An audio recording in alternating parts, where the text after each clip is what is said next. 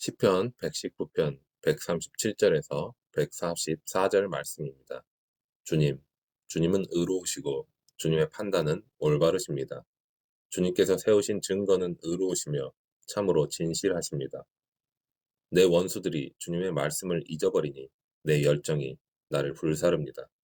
주님의 말씀은 정련되어 참으로 순수함으로 주님의 종이 그 말씀을 사랑합니다. 내가 미천하여 멸시는 당하지만 주님의 법도만은 잊지 않았습니다. 주님의 의는 영원하고 주님의 법은 진실합니다. 재난과 고통이 내게 닥쳐도 주님의 계명은 내 기쁨입니다.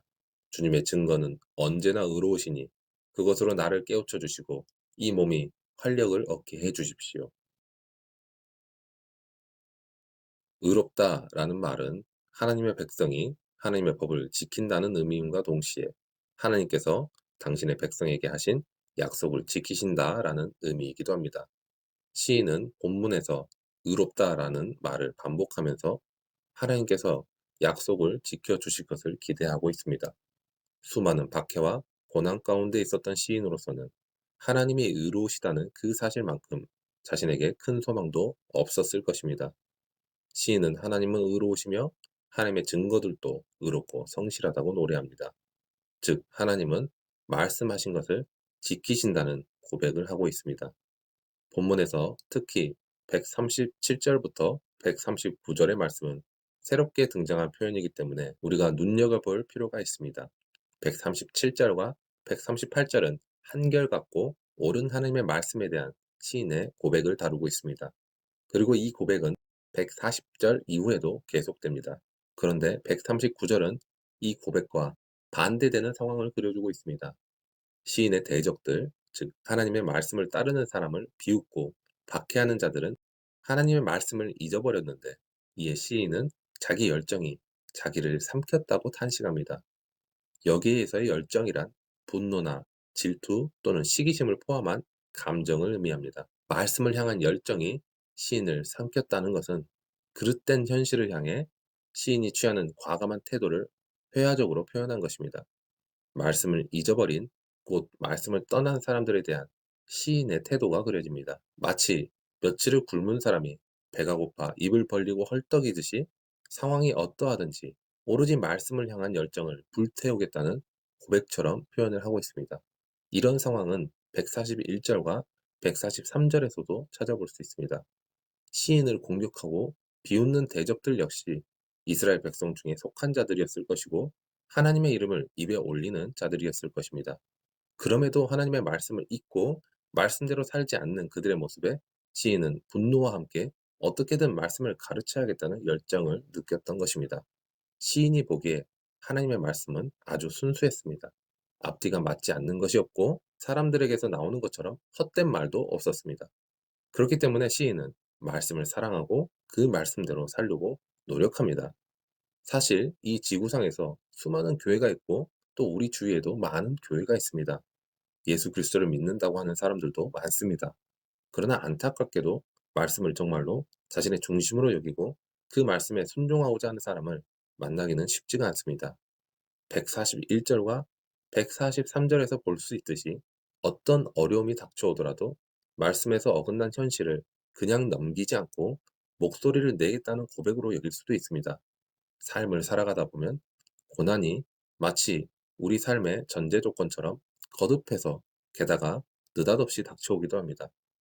그럴 때마다 우리는 무엇을 바라보고 있을 때가 많을까요? 시인처럼 하나님의 말씀을 향한 열정, 그 말씀을 통해 약속된 영원한 하나님과의 관계를 바람으로써 유한한 이 가치의 세계의 상황을 초월하여서 영원하신 하나님의 말씀 가운데에서 즐거움을 되찾고자 해야 할 것입니다. 시인은 고난과 박해를 당하면서도 끝까지 하나님의 말씀을 붙드는 사람입니다. 하나님의 구원이 여전히 멀게만 느껴지는데도 그는 말씀을 지키겠다고 혼자서 고군분투하고 있습니다. 놀랍게도 시인은 자기가 미천하기 때문에 사람들로부터 멸시를 당한다고 노래합니다.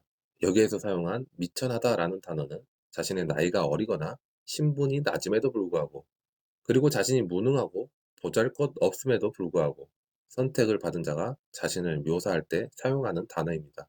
그는 자신의 환경으로 인해서 하나님을 원망하지 않았습니다.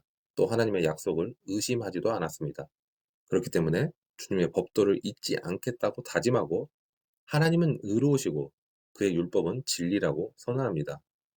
그는 나는 하나님의 말씀을 지키려고 이처럼 열심히 노력하는데 왜 이렇게 환난과 우환이 나에게 오는 것입니까? 라고 원망하는 것이 아니라 오히려 재난과 고통이 내게 닥쳐도 주님의 계명은 나의 기쁨입니다. 라고 노래합니다. 즉, 하나님의 계명이 없었으면, 하나님과의 관계가 없었으면 이런 어려움 가운데 어떻게 버텼겠느냐고 고백하고 있는 것입니다. 그는 자신이 살 수 있는 길은 환난과 고난을 피하는 것이 아니라 주님의 의로운 증거들을 깨닫는 것이라고 노래하고 있습니다.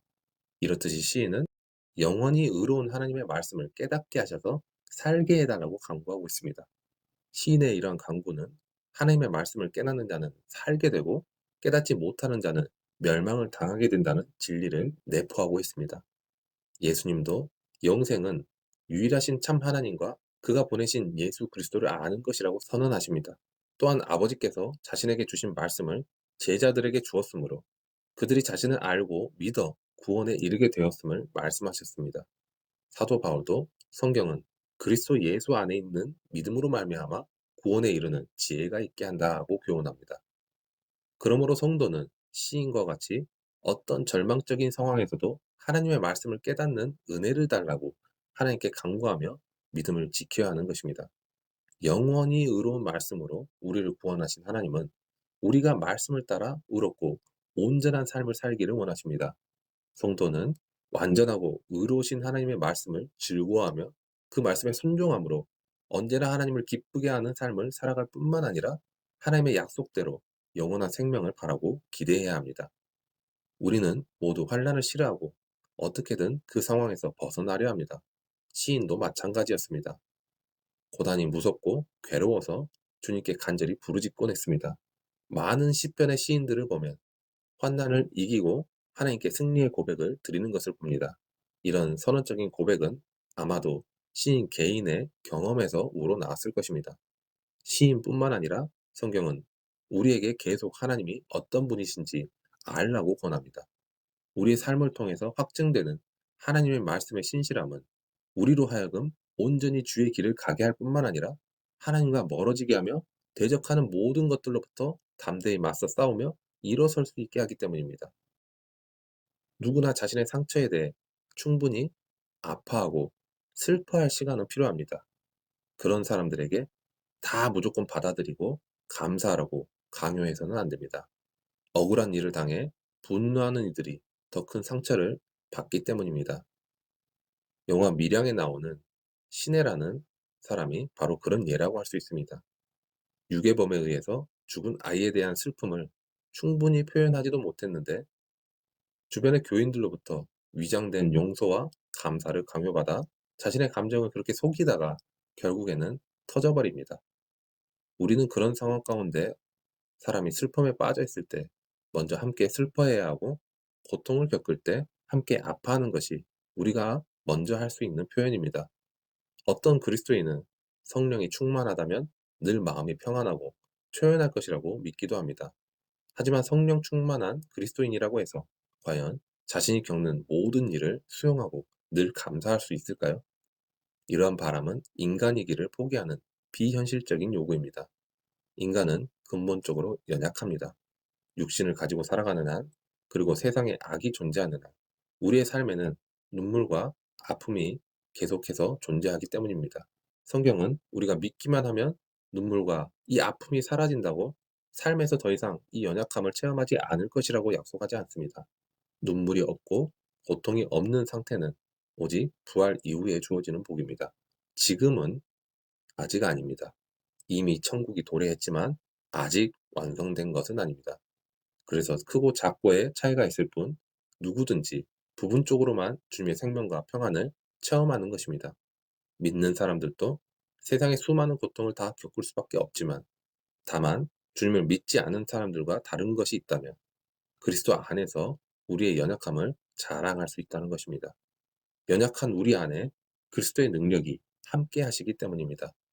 우리가 환난을 이길 수 있는 힘은 예수 그리스도 생명으로 오신 말씀을 깨닫고 그 말씀을 기억하고 그 말씀 안에서 고백하는 것입니다. 세상의 방법으로 고난에서 벗어나고자 할 수 있습니다. 하지만 그것은 고난에서 벗어나고 세상에서 승리하는 방법이 아니라 세상 속에서 잘 적응하며 살아가는 방법입니다. 우리가 육신을 가지고 살아가는 이 세상에서 승리하기 위해서는 하나님께서 부르시는 그리스도 예수와 동행하는 길로 돌아와야 합니다. 그 말씀을 깨달을 때, 말씀을 기억할 때, 그리고 그 말씀을 고백하며 말씀대로 살아갈 때 우리는 예수 그리스도께서 사단의 시험을 이기신 것처럼 승리하게 될 것입니다. 예수 그리스도께서 마귀의 도전과 시험을 물리치신 방법은 이미 주어진 말씀을 다시 고백하는 것이었습니다. 우리가 영적 대적에 대해 세상의 환란에 대해 승리할 수 있는 방법은 분명합니다. 말씀을 보고 그 말씀을 기억하고 그 말씀을 선포하면서 말씀 가운데 주어진 길을 고수하며 나아가는 것입니다. 하나님의 말씀이 우리를 살립니다. 말씀 가운데 거하면서 말씀으로 승리하는 우리 모든 광역교회 성도님들 되시기를 축복합니다.